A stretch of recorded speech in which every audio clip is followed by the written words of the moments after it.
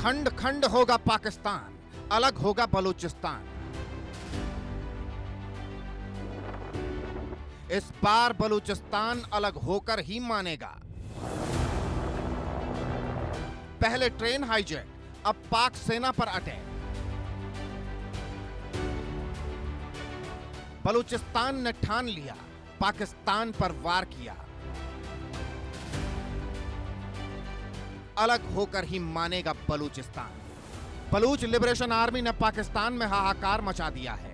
लड़ाकों ने कसम खा ली है कि इस बार चाहे जो हो जाए, बलूचिस्तान को अलग करके ही दम लिया जाएगा।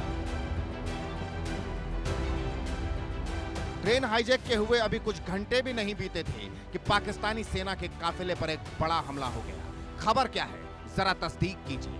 बलूचिस्तान के नौशकी जिले में एक आत्मघाती हमला हुआ। पाकिस्तानी सेना के काफिले को निशाना बनाया गया।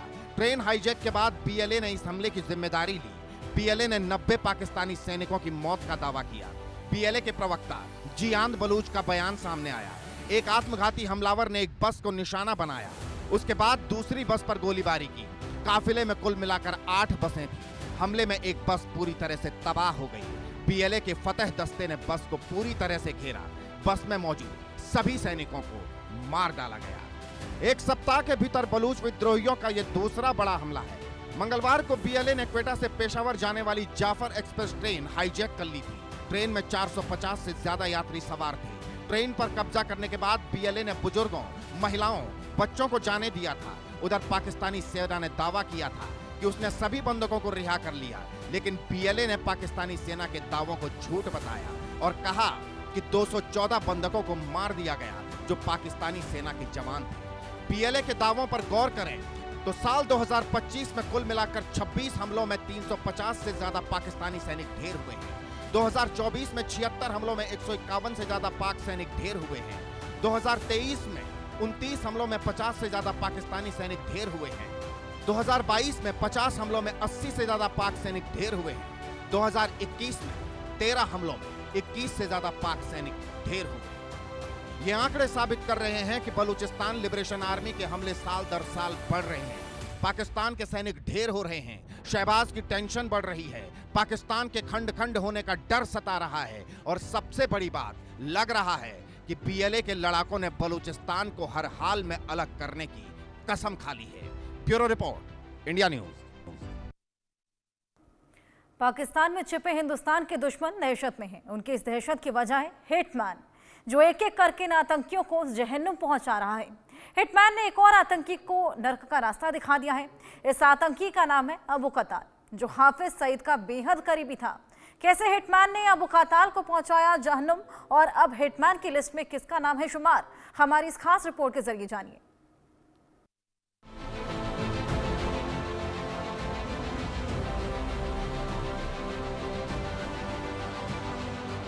जो आतंकी कल तक अपनी दहशत से डराते थे, लोगों में खौफ पैदा करते थे, कल तक जान लेना जिनका शगल था, शौक था, अब वही आतंकी डरे हुए हैं, घबराए हुए हैं, भयभीत हैं। आज इन्हें अपनी जान जाने का खौफ है।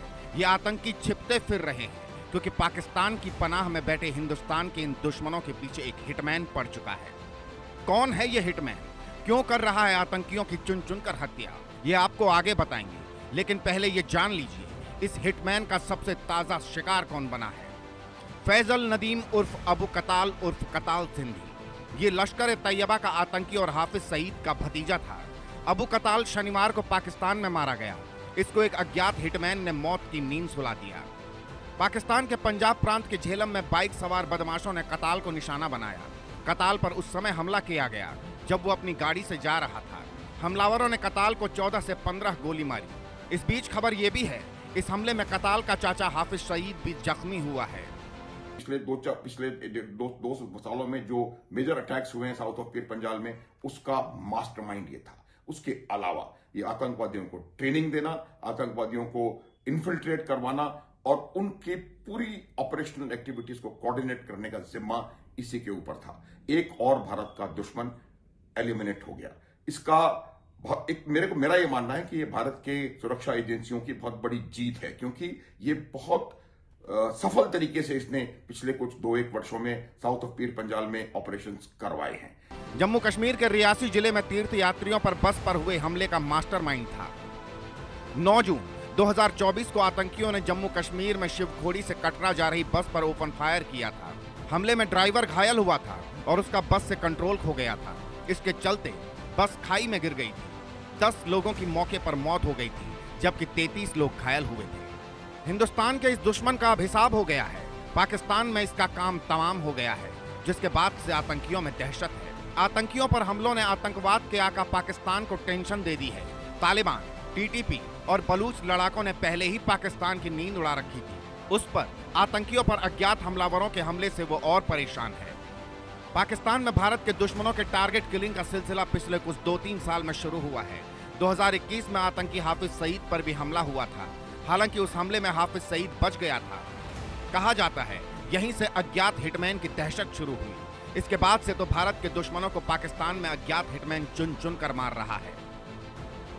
जो लश्कर तैयबा का जो ट्रेनिंग, कोऑर्डिनेशन और इन्फिल्ट्रेशन का जो एक्टिविटी है, उसको कहीं ना कहीं थोड़ा बहुत झटका लगेगा। ये तमाम आतंकवादी वो लोग हैं जो कि भारत में एक्टिविटी करवाते हैं, या उनको आईएसआई को और आर्मी को कहीं ना कहीं ये लगता है कि ये पाकिस्तान के लिए खतरा बन सकते हैं, इसलिए उनको सिस्टमेटिकली एलिमिनेट कराया जा रहा है। ये एनआईए द्वारा कई एफआईआर में नामित है और मुझे लगता है और भी 2-3 लोग नामित हैं और आने वाले समय में उनका नंबर शायद पाकिस्तान में इस प्रकार की घटना में आ जाए। ऐसे कई नाम हैं जिन्हें अज्ञात हिटमैन ने खत्म कर दिया है। कुछ को अगवा करके मारा तो कुछ को सरेआम गोली से भून दिया। आतंकियों पर हो रहे इन हमलों से पाकिस्तान की सेना से लेकर सरकार तक में हड़कंप है। पाकिस्तान सरकार जांच तो कर रही है, लेकिन उसे इस अज्ञात हिटमैन के बारे में कोई सबूत और जानकारियां नहीं मिल रही। सालों से पाकिस्तान ये पता लगाने की कोशिश कर रहा है आखिर ये अज्ञात हिटमैन कौन है,